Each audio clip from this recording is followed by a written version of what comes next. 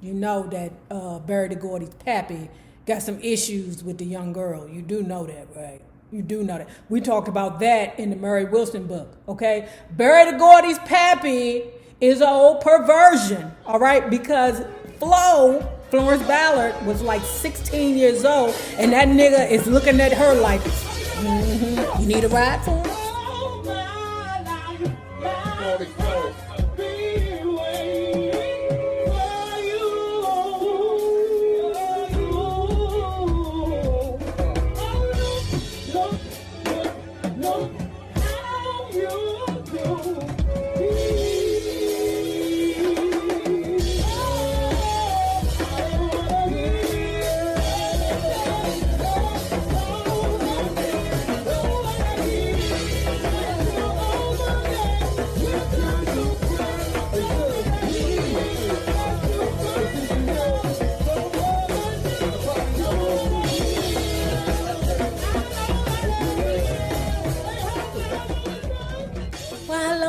Bugs. Hello there, Bellas.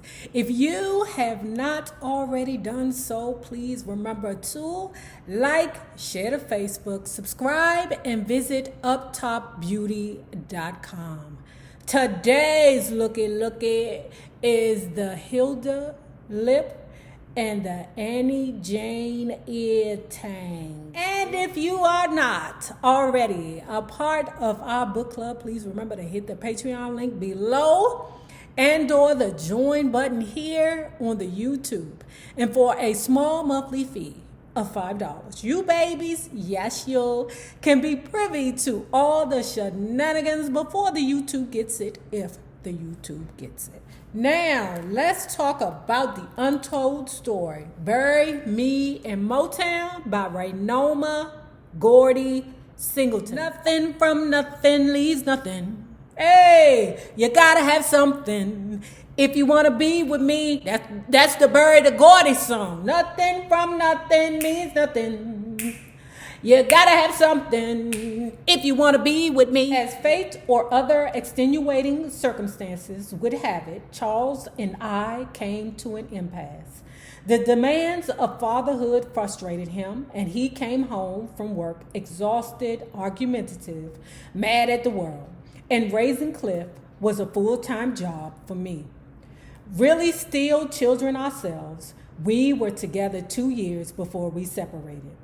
Although her and Charles weren't legally divorced, Charles was like, ooh, don't worry about it. I'm going to send you money every week. Child, that shit ain't last. When I depleted our savings account, putting down a first month's rent and security deposit on a one-bedroom apartment a block away from my family, Cliff and I were truly on our own because that ninja was a liar. He wasn't going to take care of nothing. He wasn't taking care of shit. I moved into our new place at 2040 Blaine Street, one of many addresses that later would make Motown history.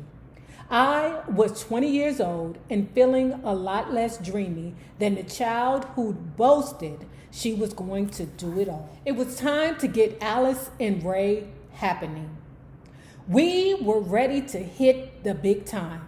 Alice and Ray are going to start doing the clubs. Now, I feel good about the fact that, now the ninja gone, because really and truly, being in a relationship really takes a lot of work. It's just not as easy as, okay, we splitting the bills down the middle. Some of you hussies want boyfriends so you can split bills down the middle with them.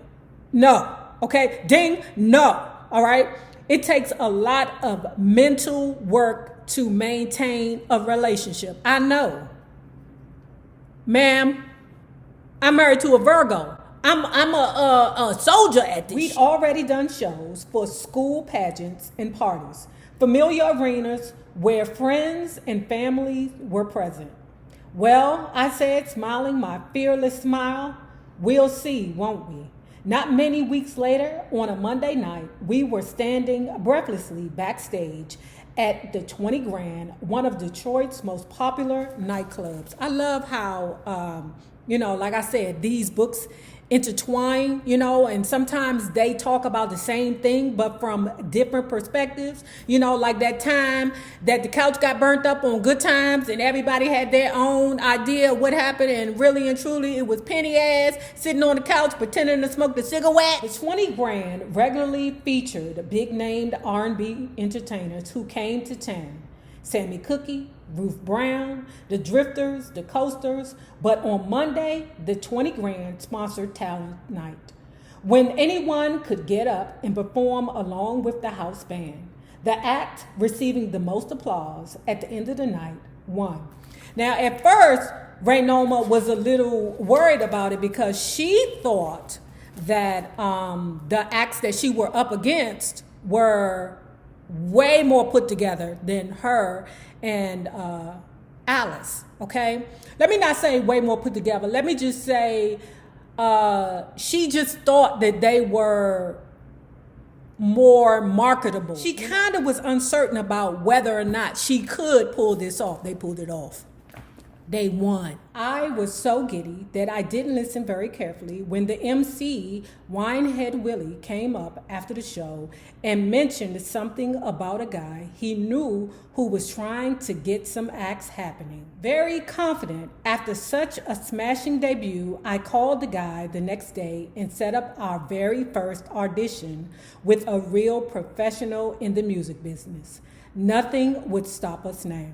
It was the biggest, most brilliant gold Cadillac I had ever seen in my life. Alice and I stopped short. Her eyes got big. I bit my lip. Now tell me again how he sounded on the phone, Alice demanded, taking hold of my elbow. We had paused just outside of his house to gaze at the sparkling automobile. In minutes, we would be late for our audition. I told him we won the contest over at the 20 Grand and that Winehead Willie suggested we call him. Shrugging impatiently, I said, "Come on, Alice," still looking at that gold Cadillac. Didn't I tell you that you ain't made it as a black person until you owned a caddy? Okay, I told you that. Keep that in your pocket. The front door was wide open and we could hear the vague harmonies of a singing group. Peeking through the open door into the foyer and beyond it into the living room, we saw a group of 5 guys rehearsing together. "Hello, Alice," called out meekly. "Hello," I added in what I hoped was an assertive voice. No answer. The room was swirling with their voices. I could feel my heart beating fast, and with a wash of exhilaration, I had a spooky feeling that something enormous was about to happen. Abruptly, the singing stopped and the 5 heads whipped around at us. Alice and I exchanged befuddled looks. She didn't say befuddled, she said bemoose. "Wait right here," one of the younger guys said warmly and walked out of the room. The first thing I saw on Gordy when he entered the living room moments later was his shirt. Let me tell you what she said. She said that nigga had on the Gordon Trail. It was raggedy. It was strings hanging from it. Oh, it was a mess. And on top of that, he had, that thing was it sounded effed up.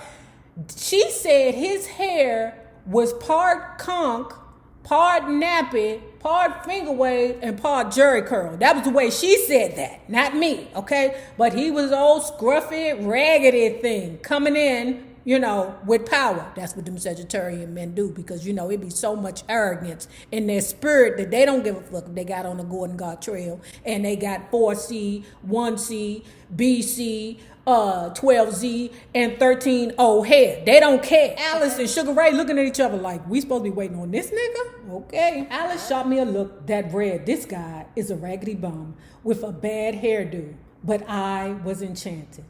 "I'm Gordy," he said. His voice was foggy. He spoke with an unusual rhythm. "You must be Sugar Ray." "And Alice is it." He was incredibly cool. We nodded in response. An older man, at least 60, tall, thinnish, and balding, entered the room and sat with Gordy on the couch. Barry wasn't saying anything, just leaning back impassively, scrutinizing us up and down, with signs of neither interest nor boredom. The old man thank God, smiled big and wide, looking at Alice and me. Okay, Barry said, let me see what you can do. You know that Barry the Gordy's Pappy got some issues with the young girl. You do know that, right? You do know that. We talked about that in the Murray Wilson book, okay? Barry the Gordy's Pappy is an old perversion, all right? Because Florence Ballard, was like 16 years old, and that nigga is looking at her like, you need a ride, Florence? I can take you home, Florence. That Pappy, Barry the Gordy Sr. is a whole purge. Okay. They commenced to doing their little, routine thing that they've been practicing for a while. Barry the Gordy is unmoved. I've heard that a lot. I think that's the poker face thing, because as long as you keep your poker face, you keep your power. If he looks excited, okay, then, the people will know how much they're worth, and then they'll lose the power. Still nothing from the immovable Mr. Gordy. What is it with this guy? I wondered. I'm all up in his face, twitching, shaking, jiving, and singing my little heart out, and he hasn't so much as blinked an eye. Yeah, because he got to keep the power. Barry scratched his chin, cocked his head at us, and asked, well, what else can you girls do? She jumped up. Oh, nigga, I do everything, okay? Everything. I write, I arrange, I do song sheets, or lead sheets, that's what they call it. I do all of that stuff, arranging. Oh, I'm a bad motherfucker over here. Now, Barry is like, good job. I'm going to bring you back, because I told you nothing from nothing leaves nothing. You got to have something if you want to be with me, okay? Barry the Gordy's like, bitch, you just can't come around here singing and dancing and shucking and jiving. I'm trying to create an empire over here on your back. I know you saying like what I was saying. Well, damn. I mean, you just going to leave your sister out? Sugar Ray said it didn't matter whether or not, Alice was included in this situation, because Alice was in high school anyway, so she had to go to school. That situation would be worked out later. But so they can get through the door, she had to jump up and say, oh, hey, I'm a bad motherfucker, okay? Nothing from nothing leaves nothing. You gotta have something if you want to be with me. Barry the Gordy says, I tell you what, I like you. You stick around, and we'll see if we can work something out. Then he asked, can you come back tomorrow? Oh, yeah, most definitely. The older man offered to drive us home. Watch it. Remember I told you that Barry the Gordy Pappy was a whole pervert for the young girls? Dude, you is Granny Pa, okay? But anyway, on the ride home, right, you got Sugar Ray in the back seat and young tender Alice in the front seat getting. Sugar Ray say she could see from the back seat, with the, what is that, the mirror thing that nobody uses anymore because everybody got cameras in the back, but the mirror thingy, what is that, rear view mirror, right? She could see him peeking over at her sister and her, attributes, even though the little girl's a teeny weeny like her and her mammy. I said, look at this nigga here. Ooh, Barry the Gordy, come get your pappy. I looked out the window of the car, seeing Detroit as I'd never seen it before. It wasn't just a place to wish and dream. It was a place where wishes and dreams really came true. After we arrived at Mama's and Daddy's, we rushed into the house and shut the door behind us. I took Alice by the hand and started jumping up and down. Isn't he handsome? Isn't he handsome? Alice was like, who you talk about? Not the Barry Gordy, not the Barry the Gordy, the raggedy bum, not him. Alice goes, you out of your mind, running off to tell the folks about the audition. I wasn't being that crazy. Sure, Barry wasn't what anyone would call a dashing prince. He wasn't good looking in the classic sense. He was short, he had a pug nose, but it was the cutest nose on the planet. By the time I tucked Cliff into his crib and fell asleep myself, I already knew that Barry Gordy was going to be the great love of my life. Girl, nothing from nothing leaves nothing. You gotta have something if you want to be with Barry D. Gordy.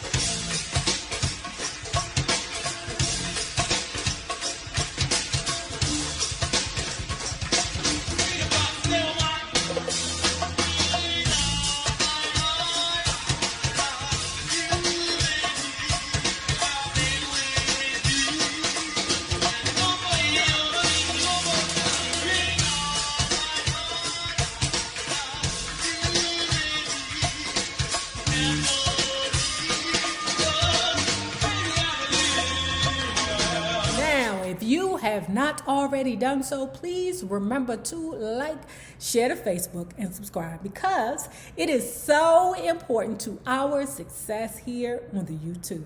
Now remember this, the same people that you meet on the way up will always be the same people that you meet on the way down. My naysayers, my patron loves. Have a good one.